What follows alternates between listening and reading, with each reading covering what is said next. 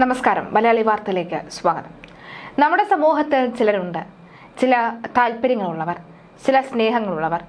ചിലർക്ക് ആണുങ്ങൾക്ക് പെണ്ണുങ്ങളോടും പെണ്ണുങ്ങൾക്ക് ആണുങ്ങളോടുമായിരിക്കാം. എന്നാൽ ചിലർക്ക് ആണുങ്ങളോട് തന്നെ പ്രേമം തോന്നുന്ന ആണുങ്ങളും പെണ്ണുങ്ങളോട് തന്നെ പ്രണയം തോന്നുന്ന പെണ്ണുങ്ങളും നമ്മുടെ സമൂഹത്തിലുണ്ട്. അവരെ അവരായി തന്നെ കണ്ട് അവരെ അക്സെപ്റ്റ് ചെയ്യാൻ നമ്മളിൽ പലവർക്കും ഇപ്പോഴും ചില തടസ്സങ്ങളുണ്ടെങ്കിലും അവർ ജീവിച്ചോട്ടെ എന്നുള്ളൊരു, അല്ലെങ്കിൽ അവരും ജീവിക്കട്ടെ എന്ന നിലപാടെടുക്കുന്ന പലരുമുണ്ട്. എന്നാൽ അവരെ അതുപോലെ തന്നെ അക്സെപ്റ്റ് ചെയ്യുന്ന അനവധി ആളുകൾ നമ്മുടെ ചുറ്റും ഇപ്പോഴും ഉണ്ട്.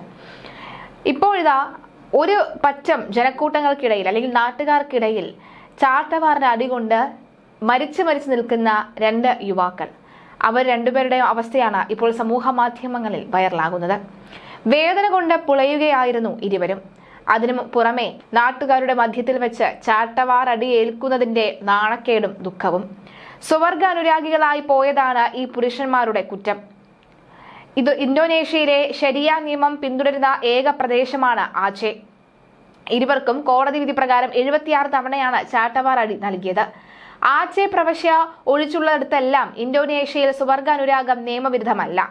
മറ്റു കുറ്റങ്ങൾ ചെയ്ത 8 പേർക്കും ഇവർക്കൊപ്പം ചാട്ടവാർ അടി ശിക്ഷ ഏറ്റുവാങ്ങേണ്ടി വന്നു. ആദ്യം 80 അടി വീതമാണ് ഇരുവർക്കും വിധിച്ചത്. പിന്നീട് 4 മാസം ജയിലിൽ കിടന്നത് പരിഗണിച്ച് 4 അടി കുറയ്ക്കുകയായിരുന്നു. ഏപ്രിലിൽ ശരിയ പോലീസാണ് ഇരു പുരുഷന്മാരെയും ഒന്നിച്ച് ഒരു പൊതു ശുചിമുറിയിൽ വെച്ച് കണ്ടെത്തിയത്. ഇതേ പാർക്കിൽ വെച്ച് തന്നെയാണ് ഇവർക്ക് ചാട്ടവാറടി ഏറ്റതും. ശിക്ഷയെ ആംനസ്റ്റി ഇന്റർനാഷണൽ ശക്തമായി അപലപിക്കുകയും ചെയ്തു.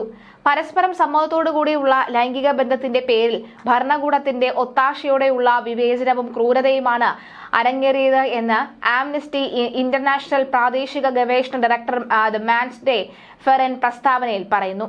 കാടൻ നിയമമാണ് ഇതെന്ന് മനുഷ്യാവകാശ സംഘടനകൾ അപലപിച്ചു. എന്നിരുന്നാലും ആച്ചെ ജനത ചാട്ടവാറടി ഒരു പൊതു ശിക്ഷയായി അംഗീകരിച്ചു കഴിഞ്ഞു. ചൂതാട്ടം, മദ്യപാനം, വ്യഭിചാരം ഇതൊന്നും ആച്ചേക്കാർ വെച്ചു പൊറുപ്പിക്കുകയില്ല.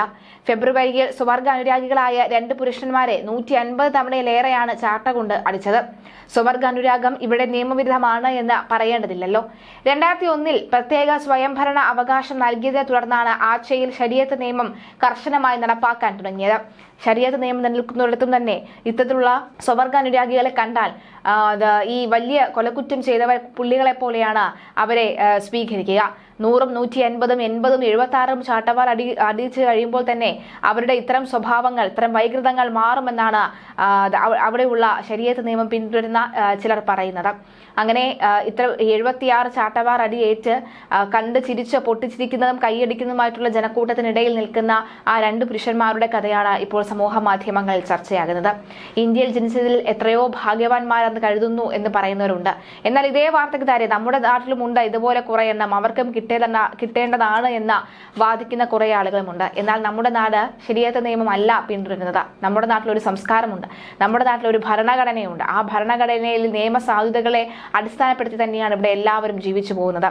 സ്വവർഗാനുരാഗികളായ എല്ലാവരും ഒരേ രീതിയിൽ തന്നെയാണ് മുന്നോട്ട് പോകുന്നത് എന്ന കാര്യത്തിൽ യാതൊരു സംശയവുമില്ല.